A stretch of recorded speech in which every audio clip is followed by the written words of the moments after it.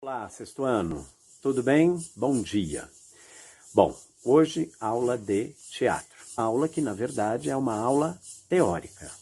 Bom, como vocês sabem, a história da arte, de maneira geral, ela faz parte dos nossos cursos, em arte e em teatro. Em teatro, história do teatro. E a gente vai tratar de um assunto que é bem interessante, a questão do trabalho coletivo. Eu tenho repetido para vocês em praticamente todas as aulas, em especial nos jogos cooperativos, que teatro é um trabalho coletivo. Ninguém faz teatro sozinho, ainda que eu faça um monólogo, um ator sozinho em cena. Por trás dele existe uma equipe enorme de pessoas trabalhando. Então, a questão do trabalho cooperativo e coletivo no teatro, ela é fundamental. E aí, entrando já no assunto da aula, a gente vai conhecer alguns dos profissionais e dos técnicos que atuam no teatro. Né? Existem muito mais profissionais e técnicos do que aqueles que eu vou passar para vocês hoje, ok? Mas é importante a gente conhecê-los, eu acho que estão entre os principais, e é importante saber o que cada um deles faz dentro de um espetáculo teatral, entender como funciona o mecanismo de montagem de um espetáculo teatral, porque vocês, afinal de contas, passarão por essa experiência. Né? E eu me lembro já de ter dito em todas as classes, pode ser que nunca mais na sua vida você suba num palco, pode ser que você nem entre num teatro. Mas esse ano, como estudante de teatro, você tem sim que conhecer um pouco da realidade de trabalho dos atores. Eu não vou falar hoje de cinema, porque dentro do cinema, então, existem muito mais técnicos e profissionais trabalhando, assim como nas novelas. Eu vou me referir especificamente ao trabalho com teatro, ok? Então, como eu disse, a gente tem uma equipe muito grande. E uma das pessoas que eu gostaria de destacar em primeiro lugar, eu não vou dizer que ela seja a mais importante, mas sem o trabalho dela o teatro não acontece, é o trabalho do dramaturgo. Em algumas classes eu já cheguei a falar para vocês o que é um dramaturgo. É o profissional que escreve para teatro, cinema e televisão. Só que no cinema e na televisão, habitualmente a gente ouve as pessoas se referirem ao dramaturgo como roteirista. Mas o dramaturgo, ele escreve para teatro. Então, por exemplo, na poesia, quem escreve poesia é o poeta. Quem escreve romance é um romancista. Quem escreve para teatro é o dramaturgo. E aí vem a questão. Se você não tem o texto, e talvez por isso ele seja uma das figuras mais importantes, sem texto, o teatro não acontece. E aí você pode virar para mim e falar assim, Sérgio, mas eu fui assistir uma peça, não tinha uma palavra, não tinha absolutamente nenhum texto.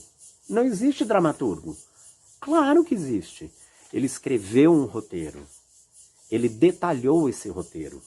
Ele pode ter feito uma opção por não colocar falas no roteiro, mas ele escreveu aquele roteiro. Portanto, a figura do dramaturgo é, sem dúvida nenhuma, uma das mais importantes. Né?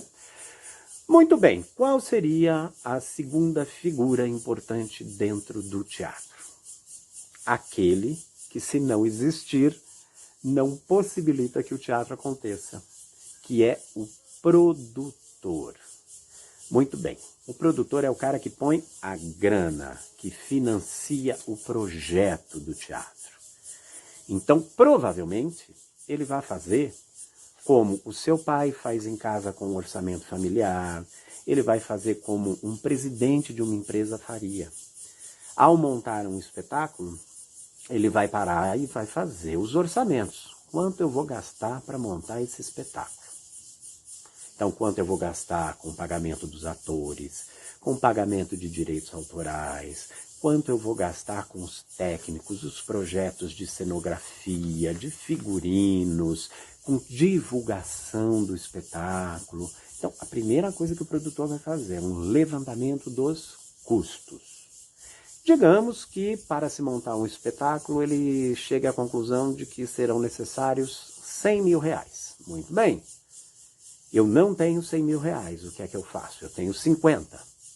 Nesse caso, eu vou buscar a colaboração dos patrocinadores, que normalmente vão oferecer uma certa quantia em dinheiro, ou às vezes nem em dinheiro, mas em serviços, de maneira que o custo de uma produção teatral diminua um pouco. Então, muito bem, ele foi lá, conseguiu os patrocinadores, em troca ele vai divulgar os nomes das empresas, as marcas, em todo o material de divulgação do espetáculo. Provavelmente ele oferece ingressos semanais por espetáculo para os patrocinadores. Mas, no caso do produtor não ter o dinheiro suficiente para montar um espetáculo, e caso ele também não consiga patrocinadores para financiar o seu projeto, a opção seria rever os custos, rever os gastos, baratear os gastos para que ele consiga montar o espetáculo. Muito bem, associado à figura do produtor, existe a figura do produtor executivo. Digamos assim que ele seja uma espécie de diretor financeiro de uma empresa. Então eu tenho o presidente da empresa, que é o produtor, e o diretor financeiro, que vai administrar o andamento das coisas, os custos, os gastos com manutenção, com divulgação. Ele vai fazer uma administração econômica do espetáculo. Então, o produtor é aquele que financia, o produtor executivo administra e, às vezes, a gente tem uma equipe um pouco maior do que esses dois profissionais. Muito bem, a terceira figura importante dentro desse universo da montagem de um espetáculo é a figura do diretor, o diretor artístico. É aquele que vai cuidar da concepção do espetáculo. Ele vai tirar um texto do papel, ele vai tirar essa ideia do papel e ele vai dar vida a ela. Eu costumo comparar o diretor à figura de um pintor. Um pintor que se depara com uma tela branca e ele vai criar ali o seu desenho, vai criar o seu trabalho, a sua pintura, a partir do nada. Então eu costumo dizer que no teatro, a tela do diretor é o palco, é o espaço cênico, é um espaço tridimensional. E ele tem que fazer esse texto ter vida. Ele tira daqui as personagens, as ideias, as emoções e constrói visualmente, artisticamente, um espetáculo. Bom, vale falar para vocês, nessas grandes produções que a gente vê, esses grandes musicais, você tem uma equipe de diretores ainda maior. Exemplo, o diretor musical. Você tem os coreógrafos que são responsáveis pelas montagens das coreografias, pelos ensaios das coreografias. Você tem, às vezes, os diretores assistentes, como a gente vê com bastante frequência no cinema e na televisão. Você tem diretor de ator, você tem diretor de cena, né? O diretor de ator que vai cuidar da questão do uso dos recursos expressivos, da expressão das emoções, de como o ator vai usar o seu corpo. Enfim, existe uma equipe de diretores muito grande quando as produções são maiores. Mas nas produções menores, normalmente a gente vê realmente a figura de um único diretor. Bom, tenho que destacar, obviamente, o elemento mais importante, talvez, da produção e da montagem de um espetáculo teatral: o ator. Sem ator, não existe teatro. Lembrem-se, até falamos sobre isso nas nossas aulas, né? Lugar de onde se vê alguém que é o ator, fazendo alguma coisa, contando alguma coisa, uma história, né? Então, a figura do ator é essencial. Ah, mas Sérgio, eu assisti um espetáculo e não havia atores. Na verdade, era um espetáculo de bonecos. Muito bem. E quem manipulava esses bonecos? Né? Então, há várias formas de eu estar em cena. E não necessariamente o meu corpo estará presente ou eu estarei em primeiro plano numa cena. Mas é o que habitualmente nós vemos. Muito bem, vamos para o próximo elemento. Bom, quando a gente escreve uma história, a gente pensa em ambientes onde essa história vai se passar. Em que época ela se passa? Como eram as coisas naquela época? E aí eu estou falando de cenografia. Ceno vem de cena, grafia, desenho, desenho da cena. Eu tenho que conseguir, através dos projetos de cenografia, dar uma cara, dar vida aos cenários, aos ambientes onde a história vai se passar. Como ela estará sendo contada? Eu vou cuidar das questões visuais. Eu vou fazer diante do público que uma cidade exista, que uma casa exista, que um ambiente pensado pelo dramaturgo passe a existir. Então, o cenógrafo é aquele que cria este projeto. Só que o cenógrafo não trabalha sozinho. Ele vai trabalhar com os cenotécnicos, que são os profissionais responsáveis pela execução do projeto que foi feito no papel. Então, eu preciso, por exemplo, de um marceneiro que vai cortar a madeira, do pintor, e eu preciso da equipe de montagem e desmontagem desses cenários a cada espetáculo. Então, o cenógrafo, ele cria, os cenotécnicos executam. É mais ou menos como um engenheiro e um arquiteto. O arquiteto, ele é o ser criativo, o profissional que vai pensar uma residência. E o engenheiro vai executar aquele projeto. É mais ou menos parecido. Bom, um elemento também muito importante dentro do teatro é o figurino. A roupa que os atores usam, e não apenas as roupas. Acessórios de cabeça, acessórios de mão. Então eu tenho chapéus, eu tenho relógios, bolsas, sapatos, óculos, lenços, gravatas, bengalas. Então o figurinista é o profissional que vai dar também à personagem uma cara. Ele vai tirar aquela personagem do papel e vai transformar em alguém vivo. E muito provavelmente o figurinista tem que fazer estudos. Exemplo, digamos que eu vá montar uma peça que se passe a história na época da escravidão.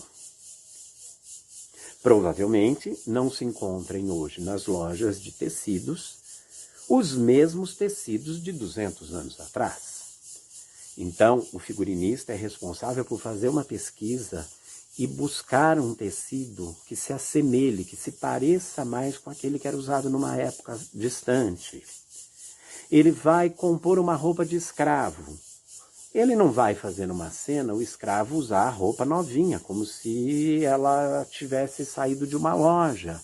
Ele vai providenciar um desgaste da roupa, provavelmente através de muitas lavagens, sujar a roupa, rasgar a roupa, para parecer que ela tem um determinado uso.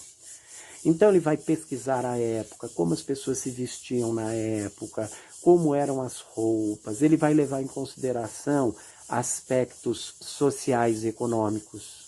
Uma coisa é eu criar um figurino para uma personagem rica, elegante, da sociedade. Outra coisa é eu criar um figurino para uma personagem de uma classe social mais baixa.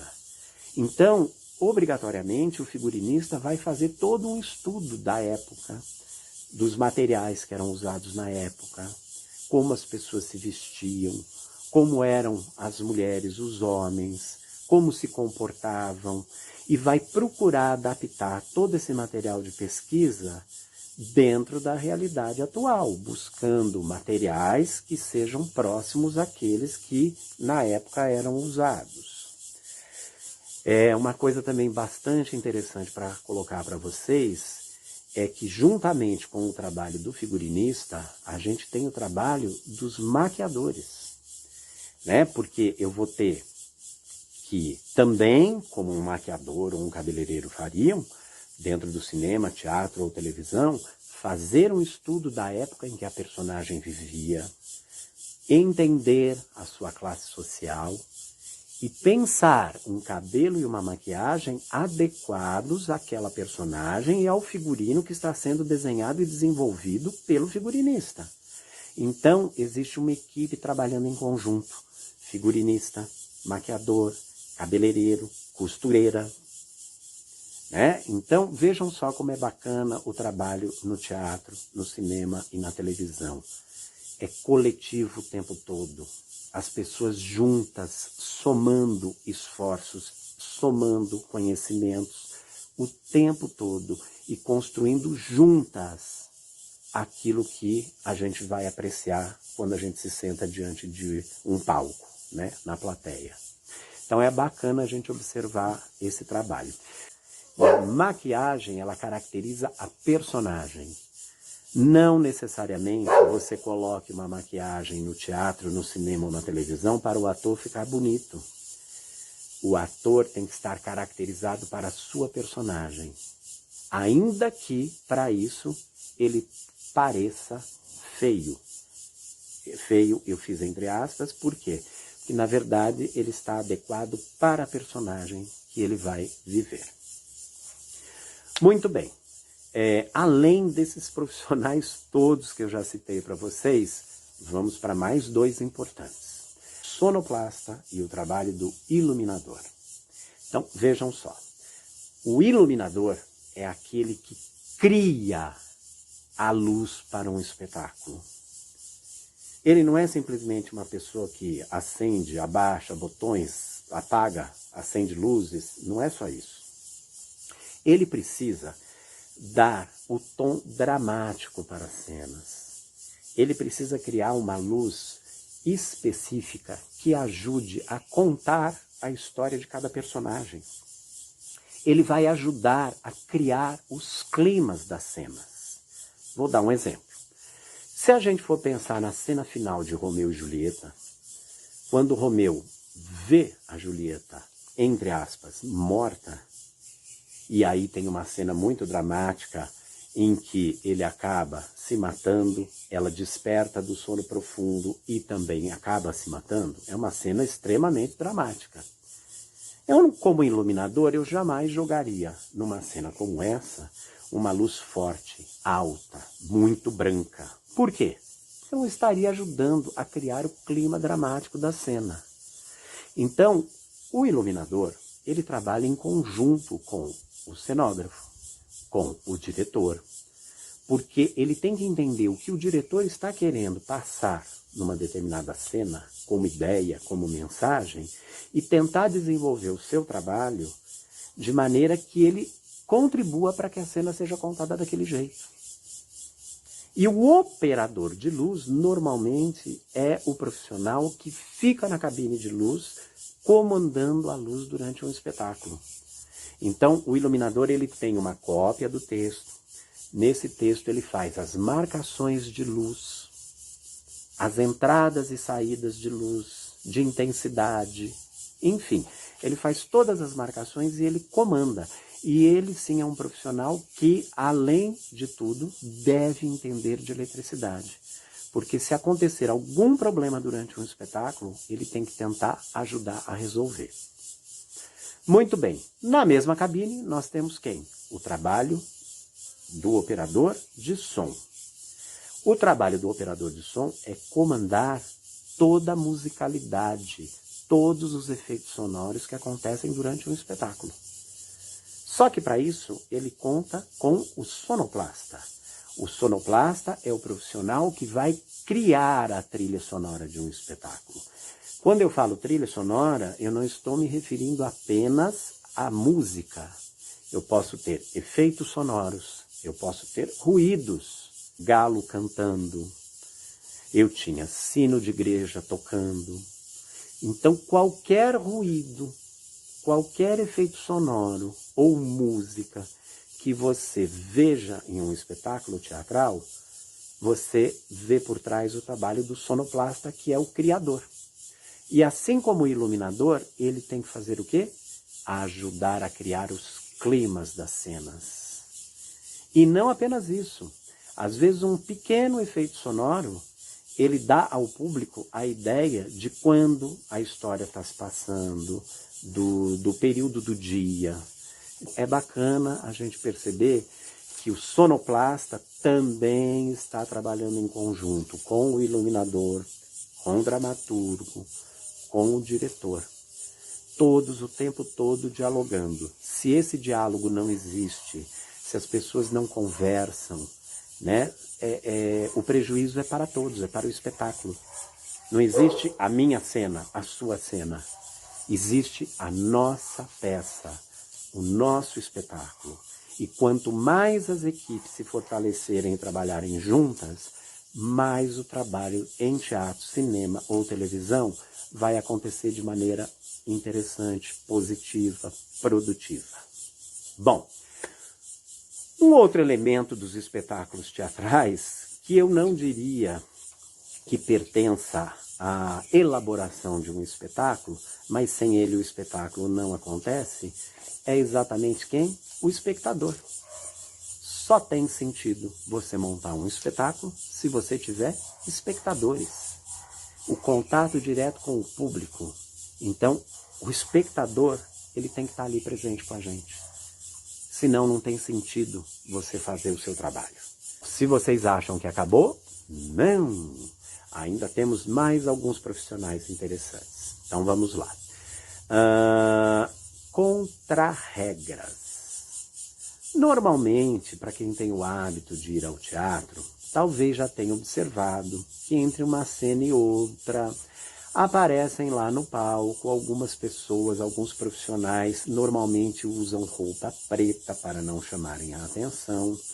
E esses profissionais são responsáveis por colocarem e retirarem objetos de cena entre uma cena e outra. Esses nós chamamos de contra-regras. Eles são as pessoas que aparentemente a gente acha que não tem tanta importância, mas o trabalho deles é importantíssimo. São contra-regras, mas eles têm uma responsabilidade tão grande quanto qualquer ator. Porque, às vezes, a colocação ou a retirada de um determinado objeto de cena de maneira errada ou inadequada traz prejuízo para a equipe nas cenas. E isso interfere no resultado visual que o público recebe. Então, é muito importante. Normalmente, os contra-regras se colocam nas coxias e no máximo de silêncio. E, além disso, os objetos que eles colocam ou retiram das cenas, nas coxias também devem ficar em lugares estratégicos, para que não atrapalhem as entradas e as saídas dos atores durante as cenas. Muito bem. Tem uma outra questão no teatro, muito importante. Nós temos uma estrutura que nós chamamos de maquinaria. Nos teatros mais modernos, grandes, no mundo todo, a maquinaria ela é computadorizada, né? O maquinista, que é como nós chamamos o profissional que opera a maquinaria, ele aperta botões, cenários entram, sobem, descem, saem, enfim. Uma coisa bastante interessante nesses teatros com uma estrutura assim mais moderna, né? Nos teatros mais simples, as maquinarias também são mais simples. No nosso, por exemplo, a gente opera tudo com as cordinhas brancas. Esse profissional, ele também tem um papel muito importante, né? Porque se ele faz o seu trabalho de maneira equivocada, ou errada, ou inapropriada, ele acaba comprometendo uma cena. Mas ele tem tanta importância quanto qualquer outra figura dentro do teatro. Camareiras. Muito bem. Então, a camareira, ou os camareiros, as camareiras, eles são responsáveis pela organização do guarda-roupa de um espetáculo teatral. Quando eu falo guarda-roupa, eu não estou me referindo ao móvel, ok? Não é o armário da sua casa. O guarda-roupa de um espetáculo é o conjunto de figurinos, adereços e acessórios que os atores usam ao interpretarem as suas personagens. Aí entram aí os sapatos, as bolsas, os chapéus, os pequenos e grandes acessórios e, obviamente, as roupas. E o camareiro ou a camareira, ela é responsável por organizar tudo isso durante um espetáculo. Ela é responsável por verificar se algum figurino precisa de ajuste, um botão que caiu, um zíper que quebrou. Ela é responsável por organizar o envio desses figurinos para uma lavanderia. É responsável por verificar se está tudo sendo devolvido de maneira adequada. Ela é responsável por organizar os pequenos acessórios que os atores usam. Então, ela cuida do espaço dos camarins. Isso não quer dizer que ela tenha que costurar, que ela tenha que engraxar um sapato, por exemplo. Mas, se há necessidade de se fazer isso, ela tem que encaminhar para que isso seja feito em um outro profissional. E se ela souber fazer e tiver condições de fazer ali, ela mesma deve fazer. De maneira que nada disso comprometa um espetáculo teatral. Certo? Temos ainda mais uma figura muito importante dentro do teatro. O bilheteiro. Todo teatro tem uma bilheteria. Hoje em dia é muito comum que a gente vá a shows, a espetáculos teatrais e compre os ingressos online. Inclusive se paga uma taxa absurda de conveniência. Eles chamam de taxa de conveniência, por quê? Porque você não precisa sair da sua casa, não precisa ir ao teatro comprar o ingresso. Eles fazem tudo isso por você, só que você paga muito caro por isso. Mas, de maneira geral, nós vamos ao teatro e compramos o nosso ingresso lá. E ao contrário do que todo mundo pensa, é simples, eu chego lá, a bilheteira me dá o meu... Deu alguma desconexão aqui, eu estou voltando à aula, tá? Então, voltando à questão da bilheteria, tá? Na bilheteria fica o bilheteiro. E aí todo mundo acha que é simples, né? Eu chego lá, dou o dinheiro, ela me dá o bilhete e pronto, acabou. É simples assim. Não é tão simples, né? O papel da bilheteira ou do bilheteiro, ele é importante, porque ele faz todo caixa de recebimento, né? De um espetáculo teatral, todas as noites em que o espetáculo acontece. E hoje em dia você tem muitos detalhes importantes. Você tem, por exemplo, aposentados que compram seus ingressos com 50% de desconto, estudantes que compram seu ingresso com 50% de desconto, você tem as promoções com 20%, 30%, 40% de desconto, você tem pessoas que pagam o ingresso no valor integral, você tem as pessoas que recebem convites, portanto não pagam para assistir um determinado espetáculo. E o bilheteiro, ele tem que fazer um documento detalhando todas as entradas de dinheiro, que tipo de ingresso foi comprado, quanto foi arrecadado com aquele tipo de ingresso. Ele tem que fazer todas as somas, é matemática pura. E, ao final de um espetáculo, ele vai dizer ao produtor, bom, hoje entraram aqui no caixa 5 mil reais, entraram 10 mil reais, e isso vai sendo contabilizado. Ao final de um mês, todos os pagamentos são feitos aos profissionais. E, em particular, existe um profissional que depende dessa conta ser muito bem feita, que é o dramaturgo. Pensem comigo. Se você for um romancista, você edita o seu livro é comprado numa livraria e, obviamente, você vai receber um valor pela venda dos seus livros. O dramaturgo, ele não tem livro para ser vendido. Ele escreveu um texto, esse texto não será comprado numa livraria. E ele vai receber um certo percentual de cada noite de espetáculo.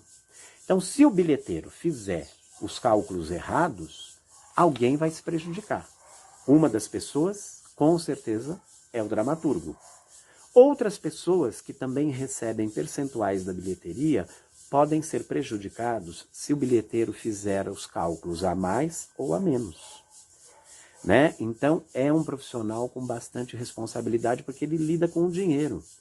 E se os cálculos forem feitos de maneira errada, isso pode trazer consequências para o produtor.